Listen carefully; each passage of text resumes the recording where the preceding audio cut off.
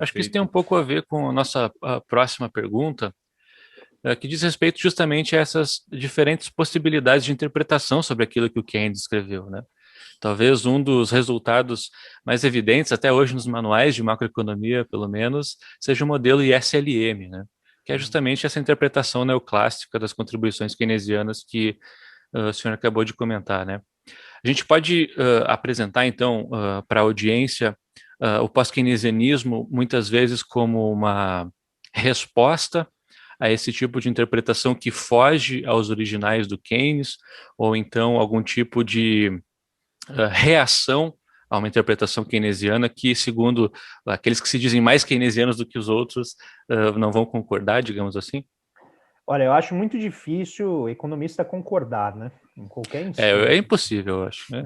Quando veio a pandemia e eu vi, né, o Kenneth Rogoff, figuras como o Alesina, né, que defende a ideia de uma contração fiscal expansionista, falando assim, não, agora não é hora de pensar em dívida, agora é hora de imprimir dinheiro e salvar as pessoas. Eu falei, legal, isso aqui vai durar alguns meses só. Né, porque não passa de alguns meses, tem que ter uma crise monumental para as pessoas concordarem em economia em alguma coisa.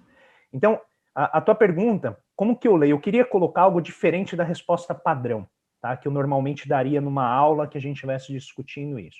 Então, o modelo ISLM é uma adaptação das ideias do Keynes para um esquema analítico que é próximo da abordagem neoclássica, mas que, curiosamente, o Keynes não foi um opositor, ele achou bom. Tem relatos que diz que ele gostou quando o Hicks desenvolveu aquele modelo. Por quê? Porque ele falou, isso vai facilitar a penetração dessas ideias no ambiente acadêmico. Vai facilitar a penetração dessas ideias, inclusive, eventualmente, quando esses estudantes forem para o Estado. Então, o Keynes, ele sabia o que era o efeito das ideias ao longo do tempo. Ele sabia que não ia ser imediato, muito embora eu acho que foi talvez o mais imediato de todas as teorias econômicas foi a teoria geral, que foi uma organização de coisas que já se faziam há séculos, né? Se volta na China, eu estou lendo agora um livro sobre pensamento econômico chinês 700 a.C. Já tinha Nossa. várias dessas ideias do Estado, né, segurando um pouco ali as pontas do mercado, produzindo riqueza ao enriquecer o mercado, mas não deixar os bens públicos na mão, né, dos setores privados. Então, essas são ideias muito antigas. Mas o Keynes, ele olha para isso e ele fala, o que eu preciso? Eu preciso que as pessoas entendam tudo exatamente na linha do que eu falei, ou eu preciso que elas entendam suficientemente para não reproduzir aquilo que a gente fez em 1929?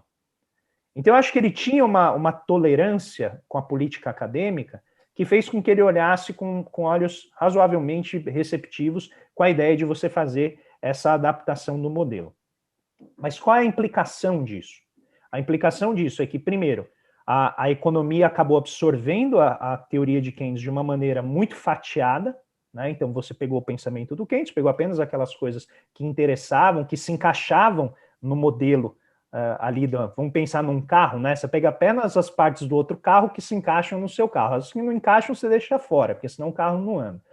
E as outras falam, não, isso aí não faz muito sentido, não entra aqui. Mas o Keynes deixou pontos de tensão, e é esse o que eu queria levantar. Vem o ISLM, depois vem a visão neo-keynesiana, a visão novo-keynesiana, né? Vem Tobin, que é neo-keynesiano, depois os novos keynesianos com figuras como Mankiw e tal, que estão justamente tentando enriquecer o modelo neoclássico com as areinhas que o Keynes jogou na engrenagem do mercado.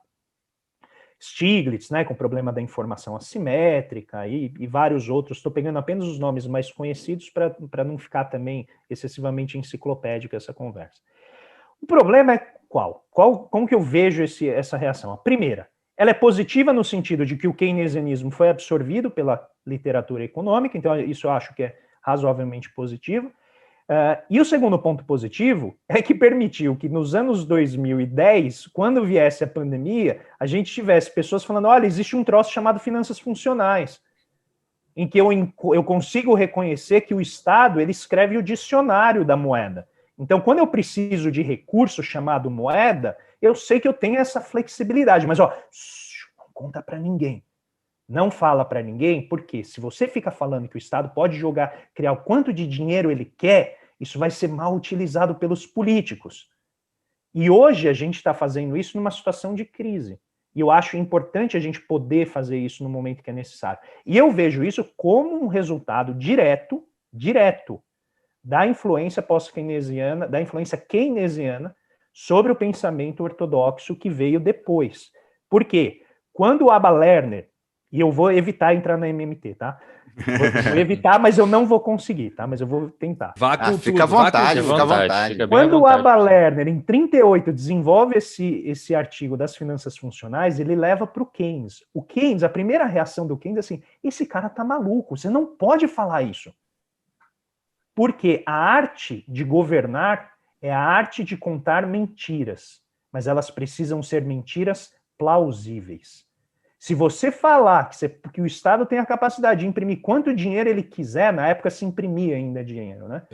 Você vai gerar um problema gravíssimo do ponto de vista político, porque você vai atiçar os conflitos distributivos. Todo mundo vai falar, se pode imprimir, eu quero mais, eu quero mais. E notem, essa é a principal crítica que os austríacos fazem ao Keynes. E ele foi o primeiro a dizer, não fala isso, isso dá problema de ordem política. A gente tem que administrar a política econômica de uma forma a garantir que a economia consiga se manter funcionando, mas sem gerar pressões que desorganizam a economia. Então isso tira do Keynes essa aura inflacionista, né, que pessoas que leram até o capítulo 2 do Ação Humana carregam consigo, né? Quem não sabe o que é Ação Humana é o livro do von Mises, que é basicamente o agitador de auditório da molecada que quer que a economia funcione de maneira simples e desimpedida. Fantástico, fantástico. Diga, Ramon, você ia falar alguma coisa? Que viagem, hein, cara? André está com tudo, hein? Tá. Pô, tava dizendo, o Keynes, ele falou, aceita, o que você aceitar é uma sementinha que vai brotar lá quando tiver uma crise lá depois dos anos 2000, certo? E, ou seja, o que estamos hoje, as discussões que surgem hoje, que surgiram durante, especialmente esse período inicial da crise do Covid, né? É a sementinha que o Keynes plantou lá atrás. É isso. Não, e você vê que tem um vídeo que circula na internet, que é o Samuelson. Quem não conhece, eu vou falar do jeito aportuguesado para ficar mais claro. O Samuelson, que é o Paulo Samuelson, né? Inspirado enquanto o ocupante da cadeira de presidente gosta de falar, né? O Paul Samuelson, pessoal, ele foi o cara que começou a pensar a ideia de uma economia ensinável, né? Então, bolar os manuais de economia que hoje a gente conhece, que são muito mais sofisticados, mas ele começou a fazer isso lá atrás, nos anos, se não me engano, 60, se não me engano. E ele tem um vídeo na internet em que ele diz o seguinte: você vê o que eu acho que é a importância dessa moderação que o Keynes fez em cima do Abba Lerner lá atrás. Ele falou assim, essa ideia de que o governo não pode, que tem recursos limitados, só serve para manter todo mundo disciplinadinho. Só serve para manter quem precisa no seu devido lugar. Que foi exatamente a preocupação do Keynes, porque se você liberta esse conhecimento e o povaréu sabe que ele está passando fome, porque o dinheiro que pode existir não está chegando nele, você vai ter insurgência social. E o Samuelson fala isso muito claramente. Ele fala, essa é uma ideia que atende muito bem a quem quer comandar a política econômica, de manter quem está numa posição, né, inferior ou não abastada, disciplinado. Com qual ideia? Acabaram os recursos. Acabaram os recursos. Não tem dinheiro. Então não tem como fazer. Muito embora sempre essa margem aí de 4, 5% de desemprego pareçam ser resultado de uma escolha moral do indivíduo. Porque assim, não, eu estou procurando, eu estou em transição entre empregos. Né? Então o próprio Samuelson está usando essa ideia para vocês verem que ela não é, e novamente, não é que ela é keynesiana, tá? Só que o Keynes, ele conseguiu vestir isso, eu acho que de uma maneira mais respeitável e mais moderada. Por isso que hoje eu não acho que essa ideia é tão radical. Porque todo mundo que está defendendo, de uma maneira ou de outra, a sua visão se define como keynesiana, de alguma forma. Nem que seja pontualmente em momentos de crise, ou em momentos em que a economia não consegue atingir o seu pleno emprego, não consegue atingir toda a suficiência da demanda.